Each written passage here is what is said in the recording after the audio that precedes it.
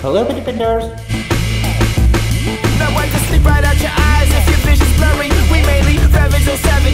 Hey, what's up? It's Dr. Painter. You're here on my channel YouTube to learn how paint like a professional. Yeah or no? Yeah, of course. Bon, si t'as pas compris, tu mettras la traduction automatique de Google, puis tu verras que je dis beaucoup de conneries. Une petite vidéo parce que je fais l'américain grâce à Ina, que j'embrasse très fort, de chez Benjamin Moore à Paris. Oui madame, oui monsieur, oui tout le monde.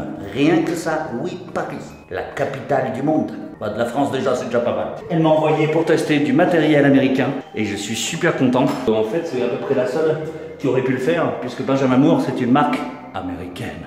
Oui. Elle m'a envoyé la brosse à couper, to cut. Parce que là-bas, ils disent couper, ils disent pas réchampir. Donc je vais la tester. C'est une brosse plate qui est biseautée. Tout simplement. Et là-bas, ils rigolent. On brosse toute ronde, ils trouvent ça vilain. Enfin, là-bas, ils rigolent. C'est surtout que j'ai de temps en temps des Québécois qui en parlent parce qu'ils ont exactement le même matériel. Et pourquoi diable me présente-t-il du matériel américain alors que je suis français qu'on ne peut pas en trouver partout? J'en sais rien. J'avais envie. La brosse à réchampir, les manchons. Alors, les manchons, ils ont ceci de particulier. C'est que la tringle, etc., qui fait tourner le manchon, en fait, est fixé sur la monture. C'est assez drôle. Du coup, c'est que des tubes. Or, l'intérêt, je le connais pas. Mais non, mon capitaine, des flibustiers à tribord. Au niveau solidité, ça n'a rien à voir avec notre rouleau.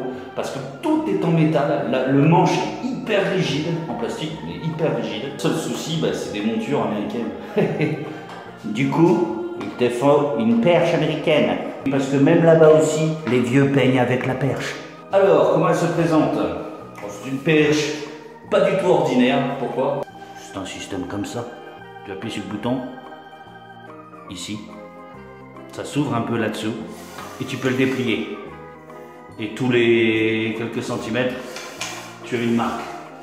Alors pourquoi je me suis mis au bout là-bas? En fait, je peux pas la déplier en hauteur. Elle est tellement grande. Ça, c'est du hors-norme. Ça, c'est de la perche américaine. Elle est tellement rigide. Alors je sais pas en quoi c'est fait ça.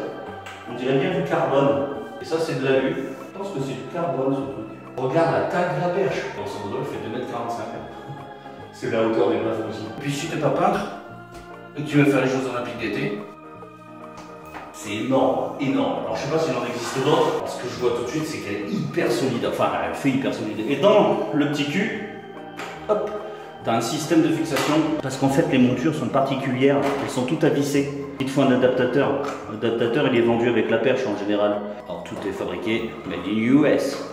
Tu le visses comme ça. Une fois c'est vissé, tu viens ici le mettre dans le petit trou. Ça ne bouge plus du tout. Ça prend même pas. Là, ce que tu entends, c'est la tringlerie qu'il y a là-dedans. Là. Le truc, c'est que ce sont pas du tout des formats de chez nous, quoi. Il te faut tout acheter chez eux. Le manchon qui va avec la monture avec la perche, il faut tout acheter chez eux. Une fois que tu as ce matériel-là, c'est pas compliqué, même sur Internet, de trouver ces petits tubes. Non, tu vas chez Benjamin Moore. Toi, pas bête. À première vue, j'ai affaire à du matériel super solide. Ça peut être un inconvénient aussi, je ne dis pas que tout est bon, parce qu'il pèse son poids. Là, c'est hyper agréable parce que tu as une manche en caoutchouc. Je fais le vendeur de foire, mais je suis tellement excité à l'idée d'utiliser du matériel américain. I'm really exciting, comme dit la chanson. On va se faire un mur qui picote du pain dur.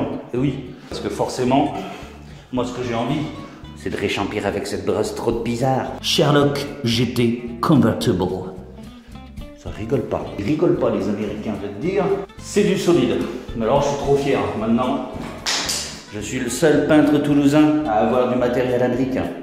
Bon, peut-être que d'autres viendront, peut-être que d'autres essaieront d'imiter Docteur Peinture, je ne sais pas. Ils peuvent, ceci dit. Ça ne me dérange pas. Mais en tout cas, j'aurais été le premier. La première chose, on va tester la fameuse brosse à rechampir américaine. J'en rigole un peu déjà parce que forcément, c'est pas du tout naturel d'avoir des brosses comme ça chez nous. Donc on va essayer quand même de se la jouer à l'américaine.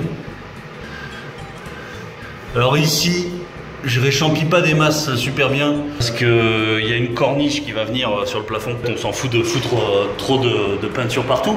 Mais bon, tu vois, j'essaie quand même de faire ça propre. Parce que j'entends déjà des gens me dire t'aurais pu faire un peu mieux tes angles. C'est vrai. Bah écoute, Ça a l'air pas mal du tout ça. Bah ouais. Je regarde quand même. Ce qui me fait sourire et rire, c'est que c'est un Belge toulousain de parents ch'tis qui peint avec des outils américains et de la peinture américaine. C'est assez drôle. Bah en fait c'est super simple. Ce qui est bizarre c'est que j'ai l'impression de peindre des planches en bois.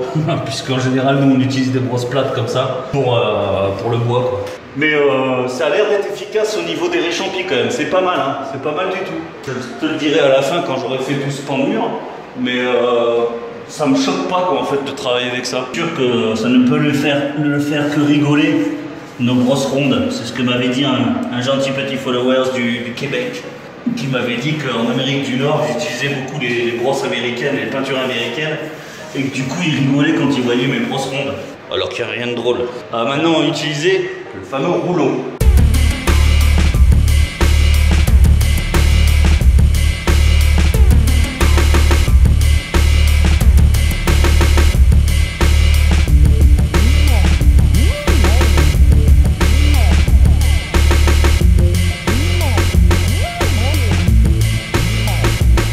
In the beginning, it's really curious to work with this brush because in France we have any tools really different of these products. So it's really amazing to work with an American strange tools. So thanks, Sina. If you watch me, I kiss you. Ouais, la brosse, franchement, c'était vraiment très curieux de faire de la réchampie avec des brosses plates comme ça. Mais comme elle est biseautée, c'est vraiment la pointe de la brosse plate qui vient vraiment dans l'angle. Là, c'est vrai que c'est pas ton sur ton, mais on est sur un blanc cassé par rapport à du blanc, ça se voit pas trop. Donc c'est plus facile de faire un réchampi avec des couleurs qui sont pas trop éloignées. Ça fait un travail vraiment superbe.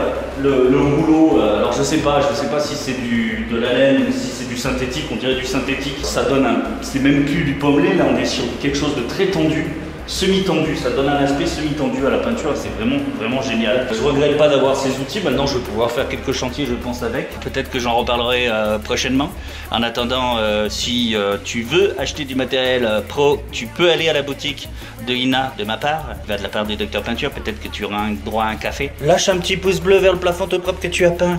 C'est mignon. Puis sinon, continue à suivre mes vidéos sur Instagram, Facebook et Twitter. Parce que si tu me suis que sur YouTube, forcément tu loupes quelque chose. Je te dis à bientôt pour de prochaines aventures. Ciao, ciao.